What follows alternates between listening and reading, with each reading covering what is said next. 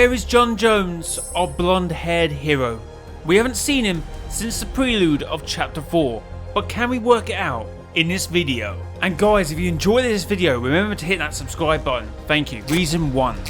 Amy's going solo. Amie is or was one of the last remnants of the 7 going into chapter 4. Or no, not one of the 7. She has been an integral part of the 7 in recent seasons. She's driven by the burning desire to save the scientist, her father figure, wherever he may be. And this is why Jonesy is missing. This is a simple creative decision in my opinion, allowing Amy's flaws to be the catalyst to embody the nothing in the last reality. Remember chapter 3 season 4? The 7 went missing. Not just the scientist, but Amy's infatuation only led her to focus on the scientist and not the rest of the 7. I feel the presence of Jonesy, and if it wasn't for Zero Fusion Paradigm, could have steered Amie to be less, when the Riftgate is turned on, I'm going to save the scientist, and more calculated. Seeing how Amie communicates with both the scientist and Jones, even though their relationships are very different, both seem to bring Amie back down to earth. So last season, Amie travelled through the Riftgate to find the scientist. Isn't that a good idea? Remember, the scientists in the 7 were taken by the Chrome, and we suspect the Chrome to have taken them to wherever the last reality is. And remember what Amy's fragment said? He's different now. They're all different. Why would you go and save someone who may not be how you remember them? And to leave yourself open to the biggest threat in the Omniverse,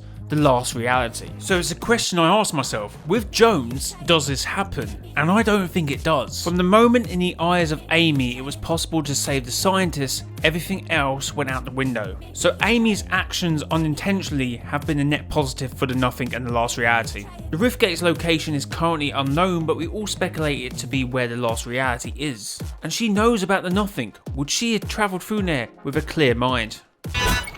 You're there. You can hear me. I have to keep these transmissions short, or I'll send everything I know. Stay safe. And listen, there will be no second chances here. The nothing is... Did you say nothing? Or V? Nothing, capital T, capital N. Oh, don't pretend you don't know.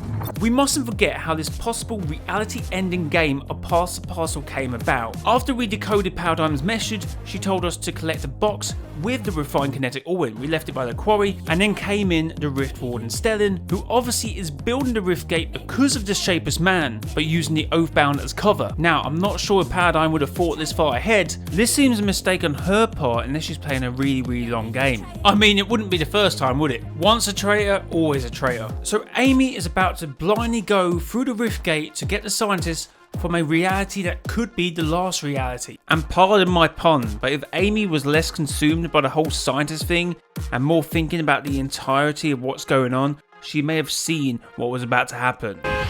If there's a way through this, we'll need to know everything about this. Starting with the Chrome.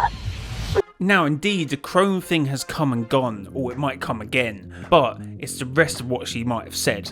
What we know this season about the Saboteur hacking the Peace Syndicate's computer and obviously corrupting all the information they knew about the Army of the Last Reality, maybe we need to know everything about the Army of the Last Reality, starting with the Chrome. If there's a way through this, we'll need to know everything about this. Starting with the Chrome.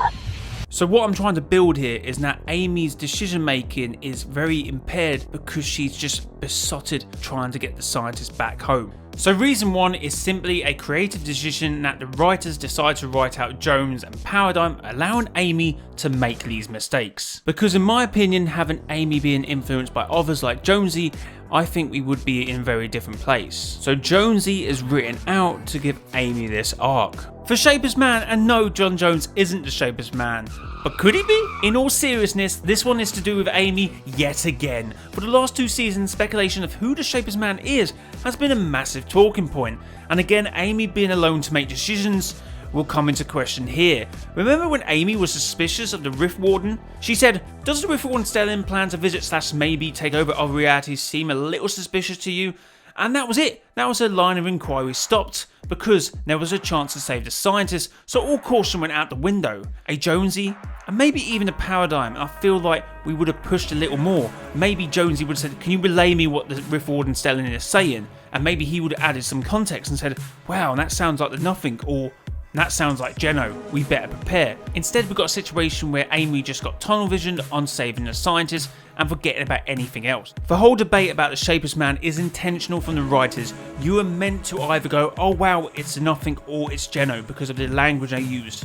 The whole imagine a world of perfect order, yes, it sounds like Geno, but when you think about it, could be nothing. A world of chaos, a world of darkness could be in their perfect order, and that could just be a red herring, or maybe it's not. But without Jones in Paradigm there to maybe give you context on where this debate doesn't happen, that's why Jones is not here. And maybe it's just as simple as the last reality just took him. Jonesy is a prime target for the last reality. During Sci-Fi, you may have seen these two billboards that had information about Jonesy and his snapshots. Or maybe John Jones just intrigues the last reality. I mean, he did turn into a butterfly at one point, and maybe there's more to the character that we don't know yet. So hopefully John Jones will return soon to the Fortnite storyline lore, because he is one of my favourite characters. Guys, hit that subscribe button, because we're on the road to 10k. Thank you for all the support. It's been your boy, Mr. JLY. Till next time, bye bye.